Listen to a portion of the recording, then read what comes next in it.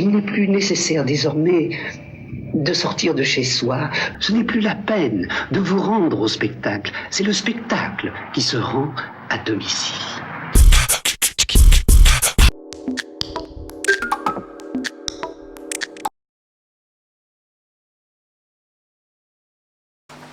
Alors, nous arrivons à la mise en place du Conseil local de sécurité et de prévention de la délinquance. Je rappelle que les conseils de sécurité et de prévention de la délinquance ont été institués à la fin des années 90, que nous avons eu déjà dans le passé ici à Bergerac. D'abord un conseil local de sécurité et de prévention de la délinquance, ensuite avec l'extension de la zone police, ce conseil avait été étendu à plusieurs communes voisines, notamment Creil et Saint-Laurent-des-Vignes, et qu'aujourd'hui, il va y avoir le 3 juin prochain la réunion successive du Conseil intercommunal de sécurité et de prévention de la délinquance, qui concerne le territoire de la communauté d'agglomération, mais le territoire des communes hors Bergerac, qui sont pour une majorité d'entre elles en zone gendarmerie, mais il y en a aussi en zone police, et d'autre part ensuite le Conseil local de sécurité et de prévention de la délinquance, qui concerne plus particulièrement Bergerac. Quel est l'intérêt de ces institutions? Il est très important, dans la mesure où il assure un effort de coordination entre les différents acteurs concernés par la prévention et la sécurité dans l'agglomération et dans le cas présent dans notre ville. Je voudrais dire qu'il y a une formation restreinte qui peut être réunie plus fréquemment, dans laquelle on trouve généralement à la fois l'État, le parquet, la police nationale, la police municipale, les représentants de l'intercommunalité et le maire. Et puis il y a une formation plus large dans laquelle on trouve l'ensemble des acteurs qui sont plutôt orientés vers les actions de prévention, c'est-à-dire ça peut être les établissements scolaires, ça peut être les associations qui luttent contre les addictions, ça peut être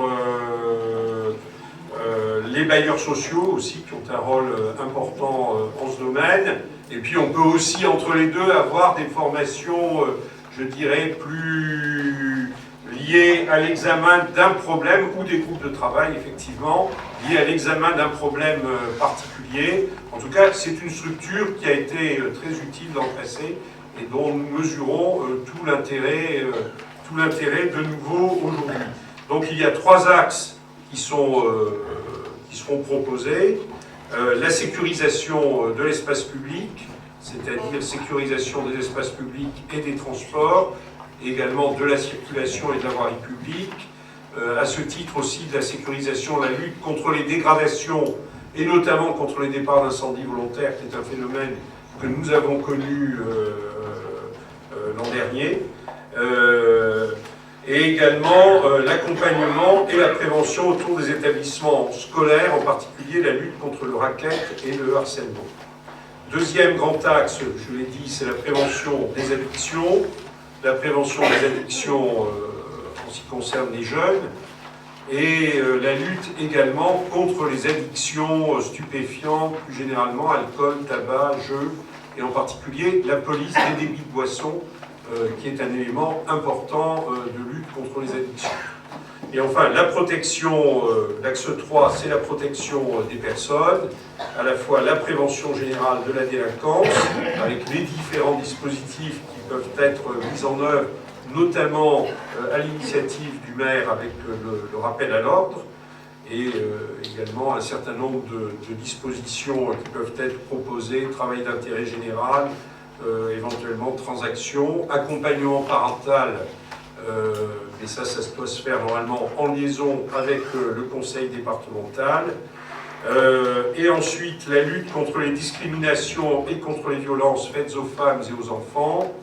La tranquillité des seniors, qui est un sujet qui sera abordé également avec le Conseil des seniors. La lutte contre les marchands de sommeil, ça rejoint les dispositions, dont certaines sont des dispositions nouvelles, renforcées pour assurer la salubrité des logements. Et enfin, quelque chose qui se rattache traditionnellement au pouvoir de police des maires, c'est la résolution des conflits de voisinage, notamment dans les immeubles collectifs. Voilà quels sont les objectifs sur lesquels il est prévu de travailler. Mais ce qui est surtout important dans ce conseil local, c'est de réunir l'ensemble des acteurs et de pouvoir à la fois coordonner les actions de prévention, coordonner éventuellement les mesures de sécurité et associer aussi, en fonction des besoins, tous les acteurs qui sont concernés par ces actions. Voilà. Y a-t-il des questions à ce sujet? Pas de questions.